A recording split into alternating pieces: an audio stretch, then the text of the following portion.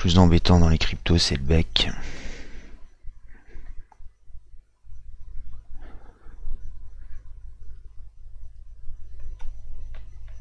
Bonjour tout le monde, j'espère que vous allez bien. On est parti pour une petite vidéo assez rapide sur les marchés.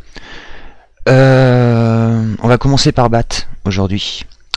Donc, je vous avais dit que BAT, quand il allait sortir de ce canal, il allait venir faire un pullback ici et décoller très fort. J'avais dessiné des vagues, là il est déjà à la vague 2. Donc là il est en train de corriger tout doucement, enfin de ralentir en tout cas, sur cette zone là. Et là l'objectif, eh bien tout simplement il est là. Donc ça va corriger un petit peu sur BAT là, sensiblement.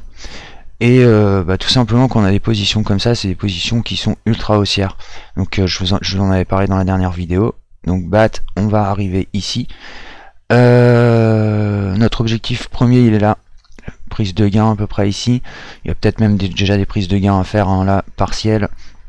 En tout cas, BAT, c'est très bien ce qui se passe. Je vais pas en parler plus parce que de toute façon, je l'ai fait, j'avais déjà fait le tracé dans la précédente vidéo. On va aller faire un petit tour sur Ether. Allez, non, j'ai commencé par Bitcoin. Tiens, petite parenthèse, vous avez vu TradingView a lancé un indice des cryptos, vachement bien, vachement pratique, parce que avant on était obligé de les faire à la main, donc maintenant il y a ça, c'est vachement bien. Donc c'est l'indice des plus grosses capitalisations, c'est vraiment bien foutu. Donc comme ça nous donne ce qui se passe sur le marché, comme par exemple le SP quoi, ou le Nasdaq, etc. Donc, très bien. Je sais pas si j'en avais parlé, mais je vous conseille de l'utiliser, c'est très intéressant. Alors sur le Bitcoin, eh bien là tout simplement on a eu la correction dont je vous parlais. Donc ça c'est plutôt pas mal, se fait bien. Donc moi ma zone c'était ici, zone potentielle de rachat. Il va falloir quand même faire attention parce que on a quand même fait des grosses clôtures rouges.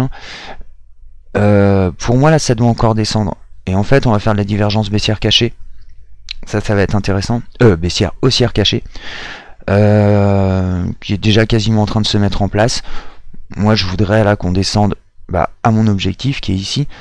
Et qu'ensuite on remonte. Si on le perce, on repart en bear market. Ok, gardez bien ça en tête. Si on va en dessous de certaines zones, ça va être compliqué de faire du rachat. Mais logiquement, pour moi, on est toujours dans la vague 3, enfin dans la vague C plutôt. Et alors je suis désolé, j'ai un petit problème de souris là, donc c'est un petit peu compliqué pour moi, j'ai pas l'habitude, j'ai plus de piles. Donc voilà, je suis où? D'accord, pardon. Donc voilà, une vague 1 à notre ABC, on l'attend là, ok. On est bien en train de faire un pullback sur cette zone, donc ça c'est très bien. Tu vois, je voudrais le voir arriver un petit peu plus bas quand même sur ce canal pour ensuite repartir tranquillement vers la hausse. Et là je pense que on en aura fini de la baisser. On va voir ce qui va se passer après, il y aura de la correction. Bitcoin, pas grand chose à dire de ce que je vous avais déjà dit. On attend pour pouvoir refile.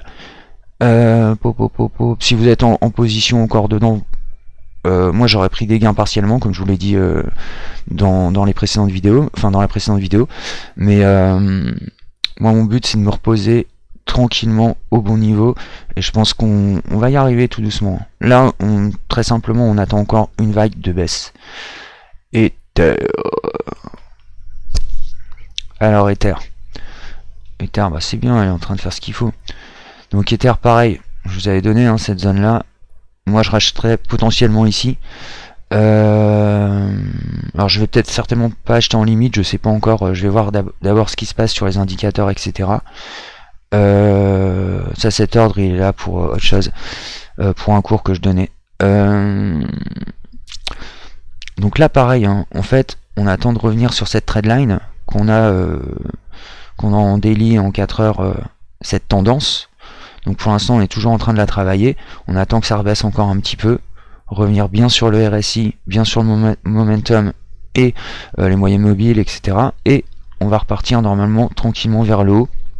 Nos objectifs deviennent de plus en plus intéressants vu que si là on repart vers le haut, alors il y a deux solutions. Là on peut voir qu'on pourrait dessiner un M. Si on casse les zones que je vous ai données, clairement, on va revenir en double bottom. Là, on a fait un double top, et ça, c'est plutôt baissier comme figure. Mais si on la regarde différemment, donc ça, c'est si ça se passe, ça sera un M. Mais si on la regarde différemment, bah ça, c'est une tasse avec anse. Ok? Et c'est très haussier comme figure. Maintenant, moi, je voudrais voir un mouvement comme ça de baisse qui arrive ici. Et hop, on réinjecte. Et là, on va fracasser les objectifs. Premier objectif, il était là, il est quasiment atteint. Les projections Fibo, elles nous donnent les zones que je vous avais données dans les vidéos, donc ces zones là, et je pense que on va y aller tout doucement. Pour l'instant, pour moi, il n'y a pas trop de crainte de marché baissier, enfin de retour au bear market, je veux dire. On reste dans une tendance. Il faut bien comprendre que là, tout simplement, on a corrigé. Tous les gens qui ont bien pris leur trade, comme moi, qui les ont pris ici et qui sont sortis là, ben voilà, on prend nos gains, c'est pour ça que ça descend, hein, tout simplement. Il n'y a pas trop de panique à avoir là-dessus. Il y avait quelqu'un en commentaire qui me dit que je m'étais trompé sur Ethereum. Bah non, tu vois, moi je suis sorti là, ah oui, je voudrais en parler. Je parlais de la vague des retardataires, et quand je disais moi je suis sorti ici, mais bon, moi j'ai des positions leveragées là-dessus. C'est-à-dire que d'ici à là, j'ai fait 50%.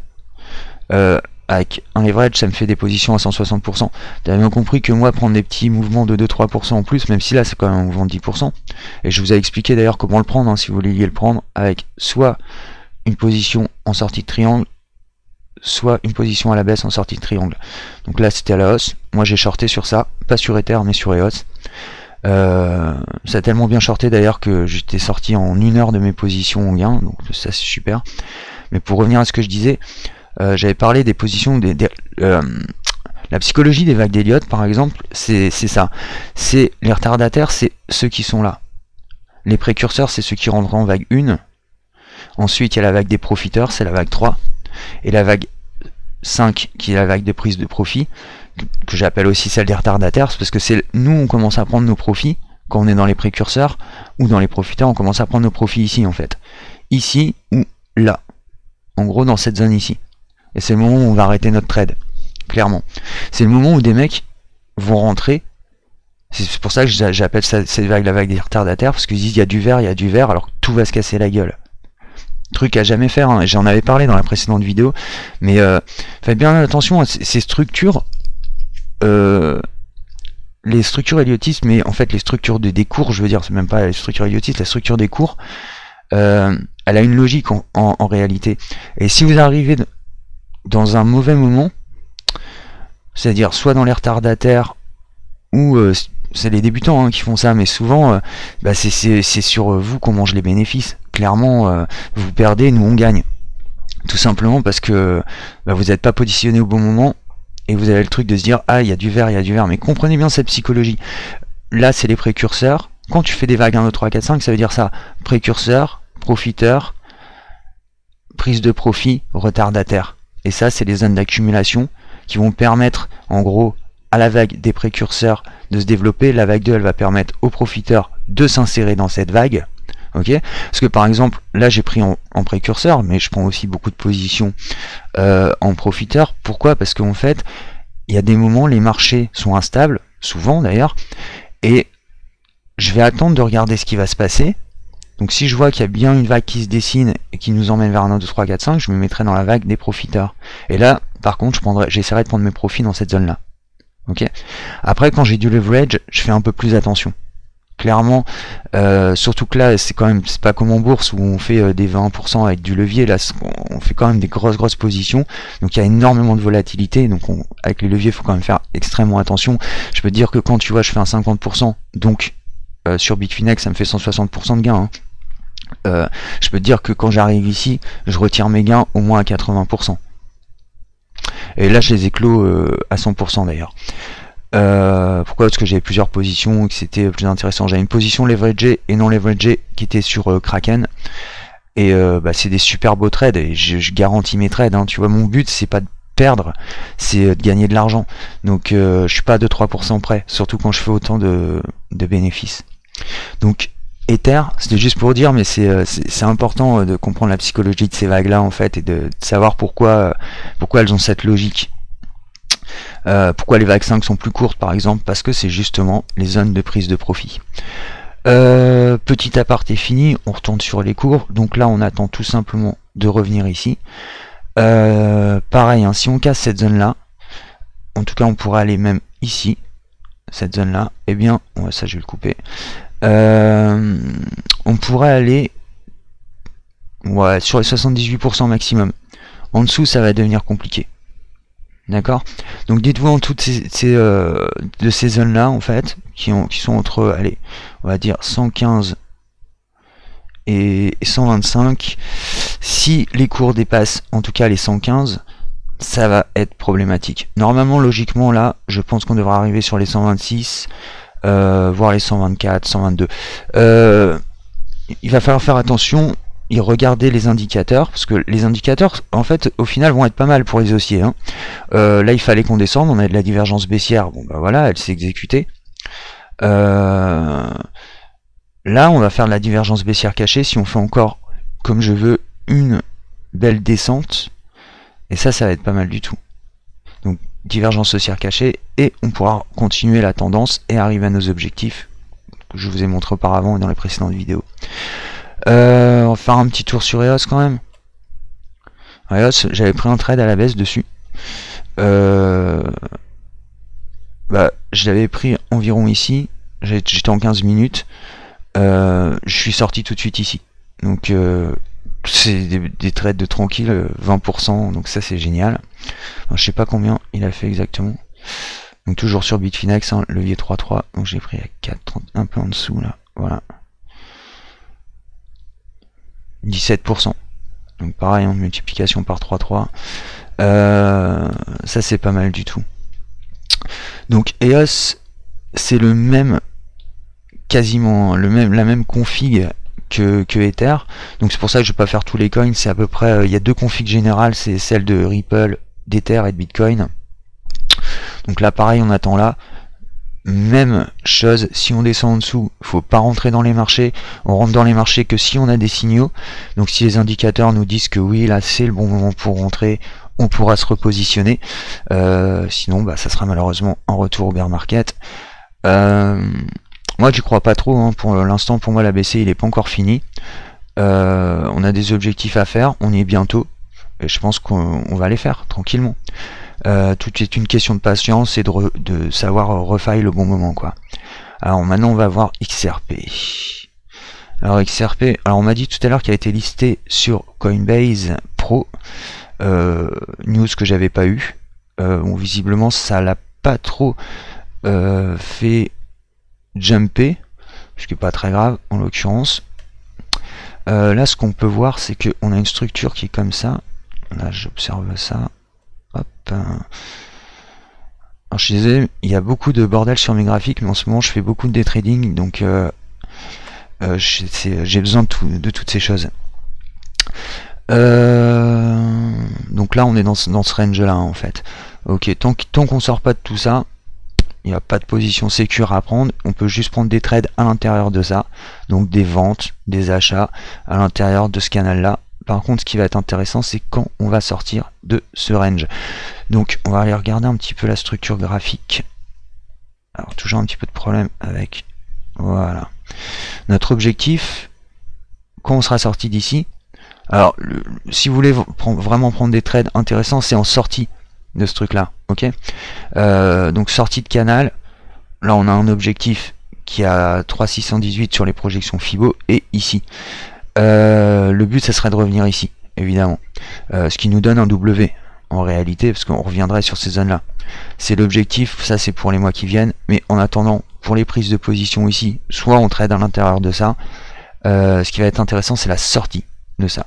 Donc poser des ordres intelligemment et logiquement on devrait pouvoir faire quand même des bons profits. Je pense il est quand même, moi il me paraît assez haussier en fait.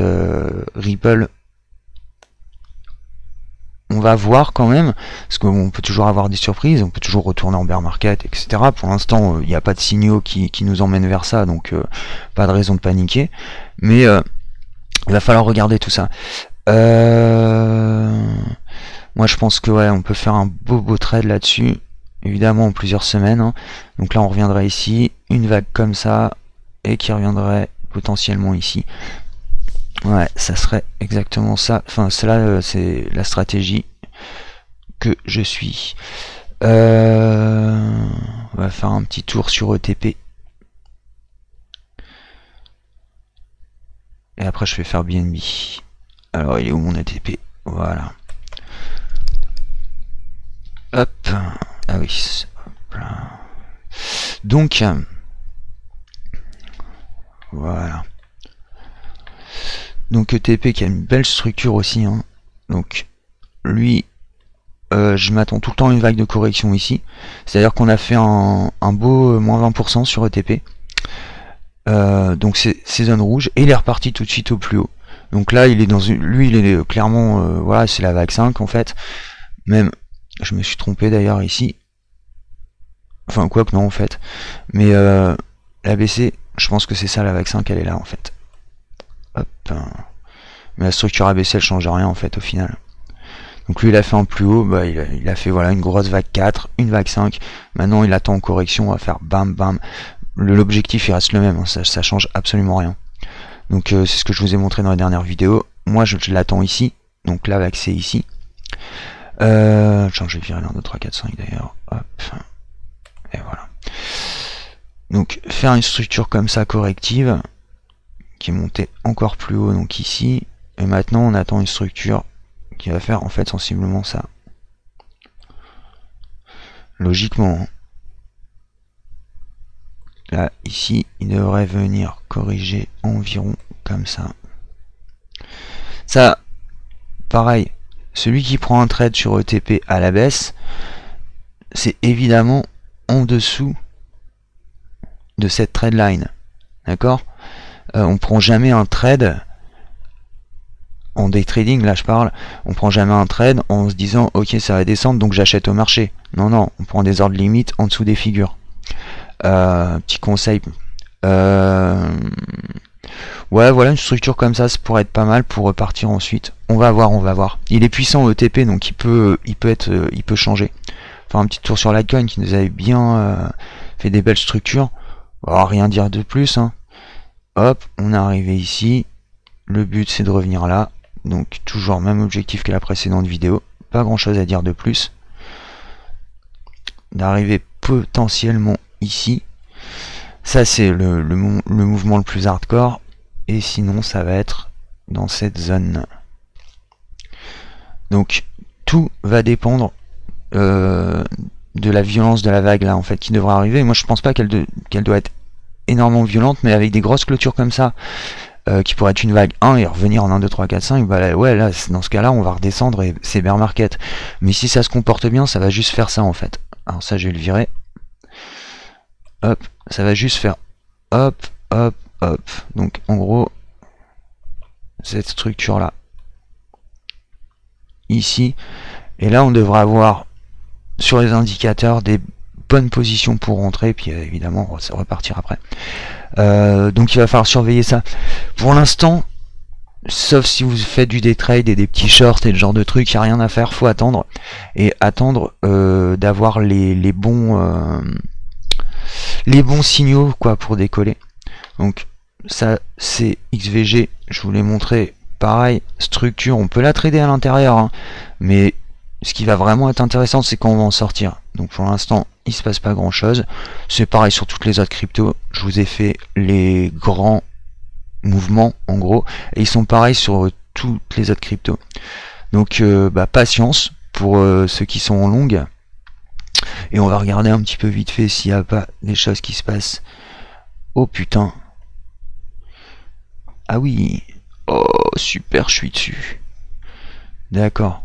Ok, bah tu sais quoi, je vais aller couper ma position tout de suite, je pense. Je vous laisse les gars. Je vous dis de bien trader, de prendre soin de vous, de votre famille, de votre environnement, de votre pays et de vos portefeuilles. C'est comme ça qu'on devient indépendant. Ciao tout le monde.